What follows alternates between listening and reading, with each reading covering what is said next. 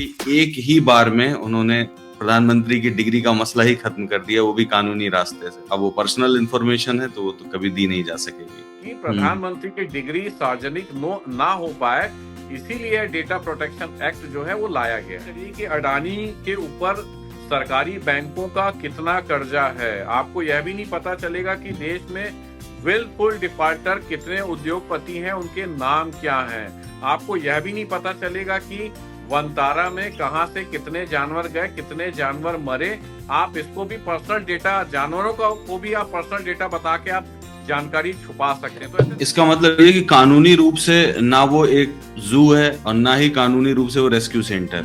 चूंकि वो अंबानी है इसलिए वो स्वयं कर सकते हैं, रेस्क्यू सेंटर चला सकते हैं। ना रेस्क्यू सेंटर नोटिफाई है, ना वो अस्पताल के रूप में नोटिफाई है, ना वो जू के रूप में नोटिफाई है। कहने का मतलब है कि रूल ऑफ लॉ से कोई मतलब नहीं है। अगर किसी के पास धन है, संपत्ति है और सरकार का करीबी है तो वो किसी भी कानून के साथ खेल सकता है, फिर चाहे वाइल्ड लाइफ प्रोटेक्शन एक्ट हो और चाहे राइट टू इंफॉर्मेशन एक्ट। सबसे बड़ा मदारी है मुकेश अंबानी। आप उसके चिड़ियाघर में तमाम तरीके के वन्य प्राणी दे देते हैं और मदारी डमरू बजाकर देशवासियों के सामने जो है नाच दिखाता है। तो मैं ये कहता हूँ कि ये पाखंड नहीं होना चाहिए, हिपोक्रेसी नहीं होना चाहिए। नियम कायदे सबके लिए बराबर होना चाहिए, आम नागरिकों के लिए भी नियम कायदे बराबर होना चाहिए और अनंत अंबानी के लिए भी नियम कायदे देश में बराबर होना चाहिए। अडानी के ऊपर सरकारी बैंकों का कितना कर्ज है यह सूची ना बताना पड़े, अंबानी के चिड़ियाघर में कहां से कितने जंगली जानवर दे दिए गए यह लिस्ट ना देना पड़े, हरीश साले को यह कितनी फीस लाखों करोड़ों की दे देते हैं यह फीस ना बताना पड़े।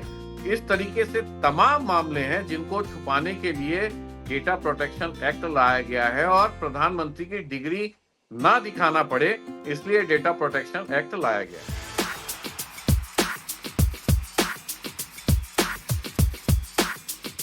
सलाम, नमस्कार, मैं हूं कुणाल पाठक और आप देख रहे हैं द लखनऊ पोस्ट भारत में सूचना। इस कार्यक्रम में मेरे साथ मेरे मेहमान हैं देश के जाने माने आरटीआई एक्टिविस्ट कुणाल गोपाल शुक्ला जी। नमस्कार कुणाल जी, लखनऊ पोस्ट में स्वागत है आपका। धन्यवाद। सभी दर्शकों को भी मेरा नमस्कार। थैंक यू कुणाल जी। कुणाल जी, नरेंद्र मोदी सरकार 2023 में digital personal data protection law लेकर के आई थी। संसद के दोनों सदनों से पारित हो गया था। अभी कुछ ही दिन पहले इससे संबंधित ड्राफ्ट रूल्स भी नोटिफाई किए गए हैं, वो पब्लिक डोमेन में हैं, लोग उसमें अपनी अपनी प्रतिक्रिया दे रहे हैं। और सबसे ताज्जुब की बात थी कि इस कानून में ये भी प्रोविजन दिया गया था कि इस कानून के हिस्से सरकार जब चाहे तब लागू कर सकती है, अपनी इच्छा के अनुसार, अपनी कन्वीनियंस के अनुसार। इस कानून ने आरटीआई एक्ट को भी, RTI right to information act को भी अमेंडमेंट कर दिया। अब इसके हिसाब से पर्सनल इंफॉर्मेशन के नाम पर वो कोई भी इंफॉर्मेशन देने से मना कर सकते हैं। हमारी आपकी बातचीत हुई थी प्रधानमंत्री नरेंद्र मोदी की डिग्री के मामले में, तो मुझे कभी कभी ये लगता है कि एक ही बार में उन्होंने प्रधानमंत्री की डिग्री का मसला ही खत्म कर दिया, वो भी कानूनी रास्ते से। अब वो पर्सनल इंफॉर्मेशन है तो वो तो कभी दी नहीं जा सकेगी। मुझे तो ये लगता है कि ये कानून जो है यह सिर्फ इसीलिए आया है, मुझे व्यक्तिगत रूप से लगता है, देखिए ये कानून इसीलिए आया है कि प्रधानमंत्री की जो डिग्री है वह देशवासियों के सामने ना आए। अच्छा, डिग्री दिखाएंगे तो सिर्फ कोर्ट को दिखाएंगे।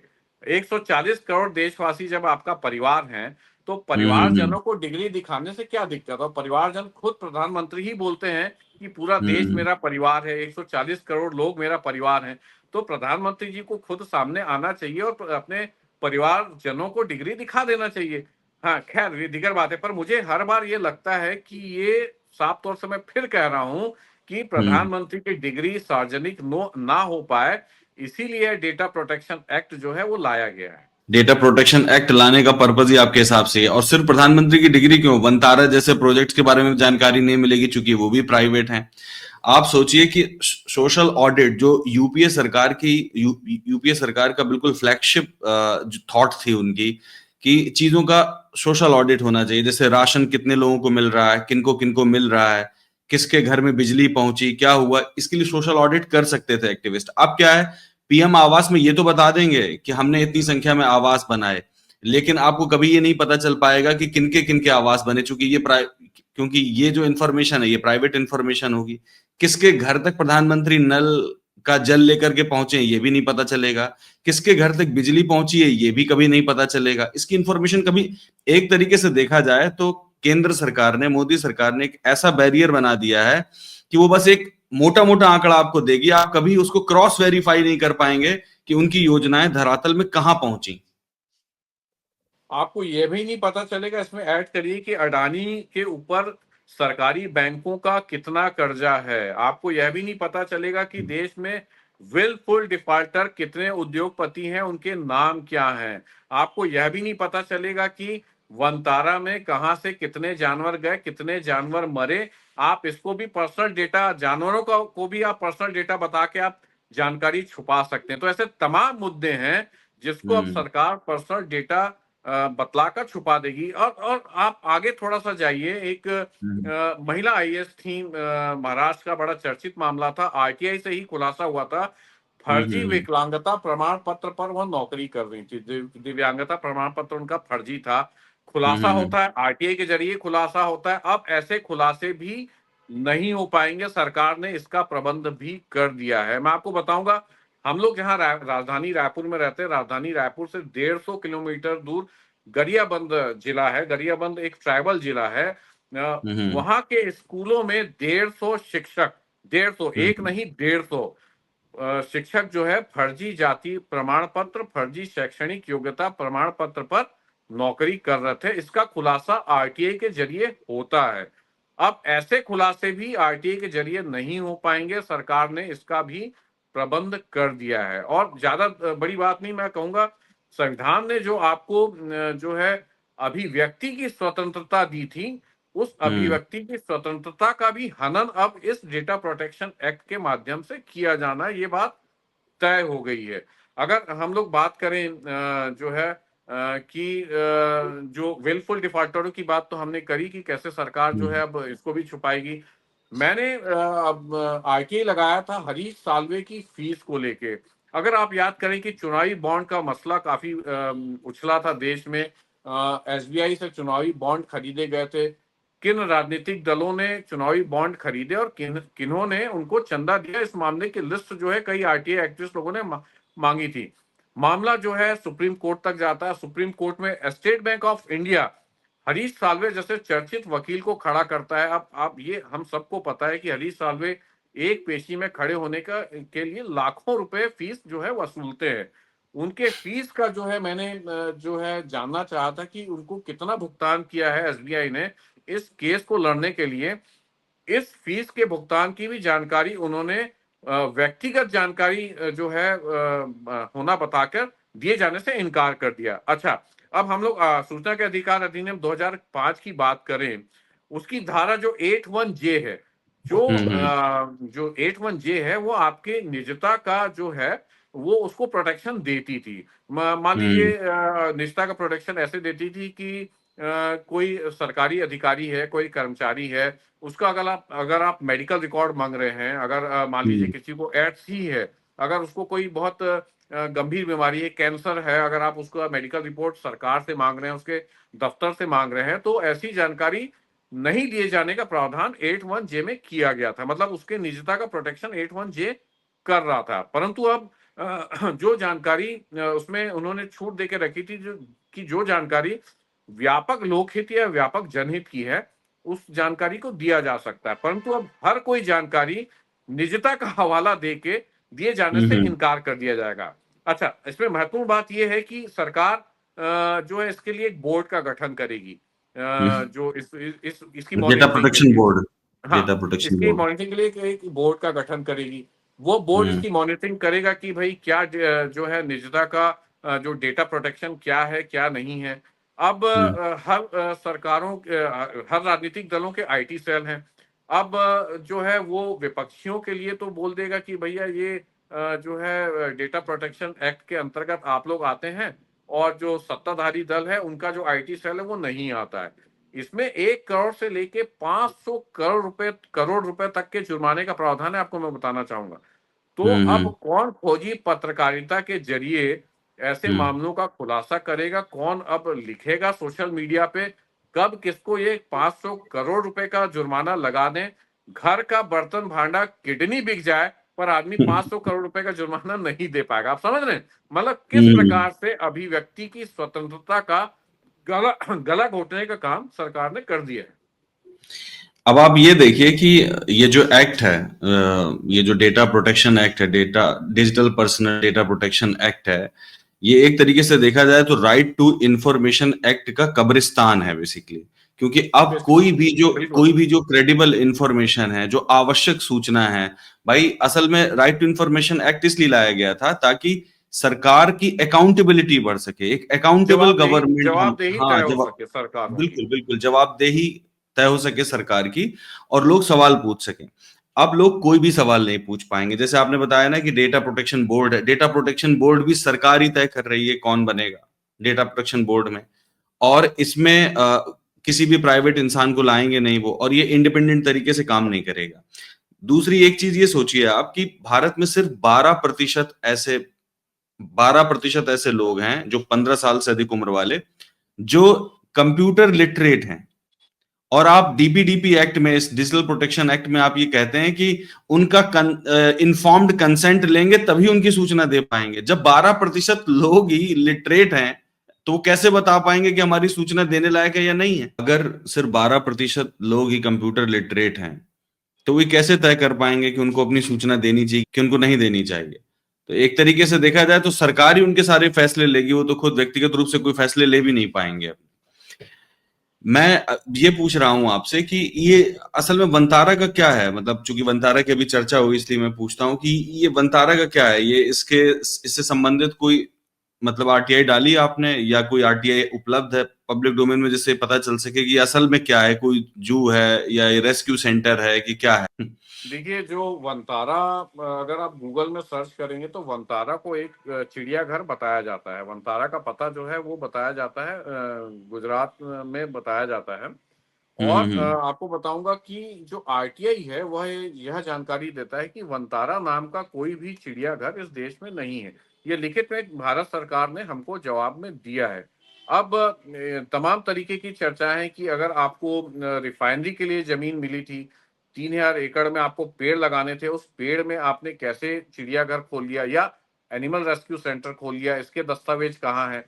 पूरे देश में असम से लेके छत्तीसगढ़ के चिड़ियाघरों तक से जंगली जानवरों को वनतारा के लिए मंगवाया जा रहा है, भिजवाया जा रहा है। असम के गुवाहाटी चिड़ियाघर से जंगली जानवरों को वनतारा को दिए जाने का वहां के आम जो नागरिक हैं 2014 से विरोध कर रहे हैं, और यह विरोध 2022-23 तक बदस्तूर जारी रहता है। छत्तीसगढ़ में भी कानन पेंडारी है, वहां से भी जो है सफेद जंगली भालू जो एकदम रियर जो है उनको वनतारा को दिए जाने की बातें हो रही हैं। तो अगर हम बात करें कि वनतारा में कितने चिड़िया जो जंगली जानवर दिए गए, ये स्पष्ट होना चाहिए। वनतारा के लिए जो एनओसी है, भाई आपका लैंड यूज तो जो है फॉरेस्ट आपको प्लांटेशन के लिए दिया गया था, रिफाइनरी के बगल में आपको प्लांटेशन करना था, आपने वहां पे कैसे चिड़ियाघर खोल लिया या एनिमल रेस्क्यू सेंटर खोल लिया, इसका खुलासा होना चाहिए।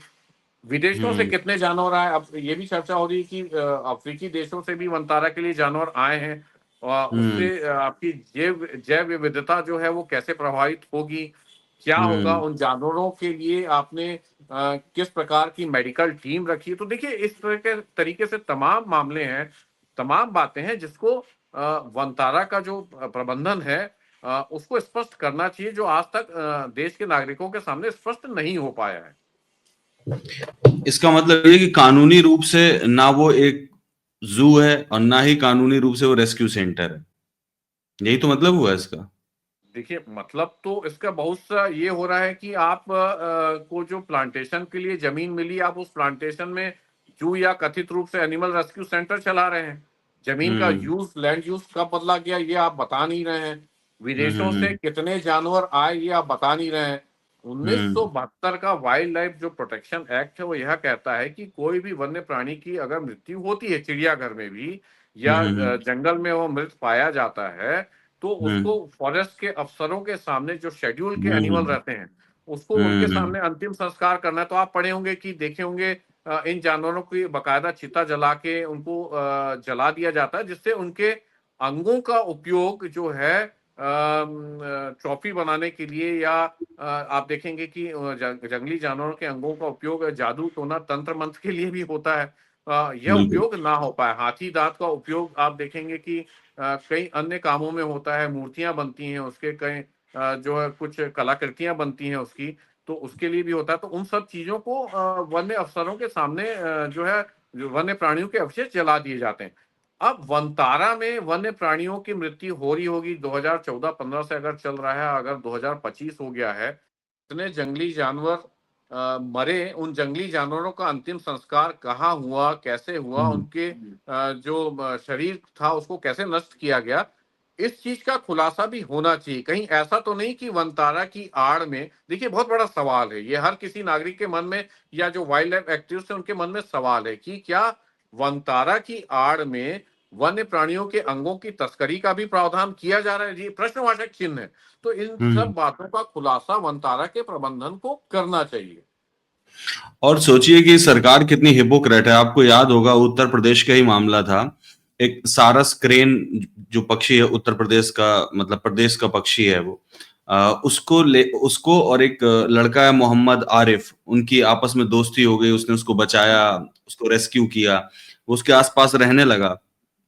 तो इसको लेकर के प्रदेश सरकार को काफी तकलीफ हुई। उन्होंने वाइल्ड लाइफ प्रोटेक्शन एक्ट के तहत उस पर कार्रवाई करने की कोशिश की और अल्टीमेटली उस पक्षी को वहां से हटा दिया गया। एक तरीके से देखा जाए तो इंडिविजुअली उसने रेस्क्यू किया था, सरकार ने कानून को कोट किया और कहा कि आप इसको नहीं रख सकते हैं, इसको रखेंगे वाइल्ड लाइफ वाले, मतलब जो फॉरेस्ट अफसर करेंगे। लेकिन यहां देखिए कि यहां पर चूंकि वो अंबानी है, इसलिए वो स्वयं कर सकते हैं, रेस्क्यू सेंटर चला सकते हैं। ना रेस्क्यू सेंटर नोटिफाई है, ना वो अस्पताल के रूप में नोटिफाई है, ना वो जू के रूप में नोटिफाई है। कहने का मतलब है कि रूल ऑफ लॉ से कोई मतलब नहीं है। अगर किसी के पास धन है, संपत्ति है और सरकार से वो करीबी है, सरकार का करीबी है, तो वो किसी भी कानून के साथ खेल सकता है, फिर चाहे वाइल्ड लाइफ प्रोटेक्शन एक्ट हो और चाहे राइट टू इंफॉर्मेशन एक्ट। नहीं, अगर आप इससे भी आगे जाकर बात करें तो घरों में एक आम नागरिक तोता नहीं पाल सकता। सपेरों से आपने, ये देश सपेरों का रहा है। आप देखेंगे कि सपेरे बीन बजाने का काम करके अपनी रोजी रोटी चलाया करते थे। सपेरों से आपने सांप पकड़ लिए। आम घरों से आपने जो तोते पालते थे लोग, वह पकड़ लिए आपने। हम लोग बचपन में देखा करते थे, मदारी भालू घुमाया करते थे डमरू बजा के। मदारी भालू का खेल हर गांव में दिखाया करते थे भारत के। अब मदारी और भालू वहां गायब हो चुके हैं। वहीं जो हम्म। देश का सबसे बड़ा मदारी है मुकेश अंबानी, आप उसके हम्म। चिड़ियाघर में तमाम तरीके के वन्य प्राणी दे देते हैं और मदारी डमरू बजाकर देशवासियों के सामने जो है नाच दिखाता है। तो मैं ये कहता हूं कि यह पाखंड नहीं होना चाहिए, हिपोक्रेसी नहीं होना चाहिए। नियम कायदे सबके लिए बराबर होना चाहिए। आम नागरिकों के लिए भी नियम कायदे बराबर होना चाहिए और अनंत अंबानी के लिए भी नियम कायदे देश में बराबर होना चाहिए। बिल्कुल। इस कार्यक्रम को खत्म करने से पहले मैं ये बस इतनी बात कहना चाहूंगा कि ये पाखंड स्थापित करने के लिए ही digital personal data protection act type के एक्ट लाए गए हैं, ताकि ये अंबानी इस बात को बताने के लिए बाध्य ना हो कि उनकी पर्सनल जमीन में क्या हो रहा है। क्योंकि पर्सनल डेटा है ना, उनकी पर्सनल जमीन में क्या हो रहा है, वो अपनी पर्सनल जमीन में क्या करने वाले हैं और किस चीज के लिए दी गई थी, किस चीज के लिए इस्तेमाल हो रही है, ये सब ना हो, इसलिए डीपीडीपी एक्ट हाँ, टाइप के मैं एक्ट लाए गए। मैं और इसमें ऐड करना चाहूंगा कि देश में विलफुल डिफॉल्टरों की लिस्ट कितनी है, कौन कौन विलफुल डिफॉल्टर है, यह सूची देशवासियों को ना बताना पड़े। अडानी हम्म। के ऊपर सरकारी बैंकों का कितना कर्ज है, यह सूची ना बताना पड़े। अंबानी के चिड़ियाघर में कहां से कितने जंगली जानवर दे दिए गए, यह लिस्ट ना देना पड़े। हरीश साले को यह कितनी फीस लाखों करोड़ों की दे देते हैं, यह फीस ना बताना पड़े। इस तरीके से तमाम मामले हैं जिनको छुपाने के लिए डेटा प्रोटेक्शन एक्ट लाया गया है और प्रधानमंत्री की डिग्री ना दिखाना पड़े, इसलिए डेटा प्रोटेक्शन एक्ट लाया गया है। और अंत में एक बात और जो कि रामदेव जी के लिए भी है, कि ये भी ना बताना पड़े कि विदेशों में काला धन किसका कितना काला धन है, क्योंकि वो कितना भी है। उनकी पर्सनल इंफॉर्मेशन है कि मेरा इतना काला धन है, ये भी एक पर्सनल इंफॉर्मेशन है, तो ये भी ना बताना पड़े। इस वजह से डीपीडीपी एक्ट लाया गया और ताकि आरटीआई को कमजोर किया जा सके। थैंक यू कुणाल जी, इस बातचीत को यहीं खत्म करते हैं। आपसे बातचीत करके बहुत अच्छा लगा।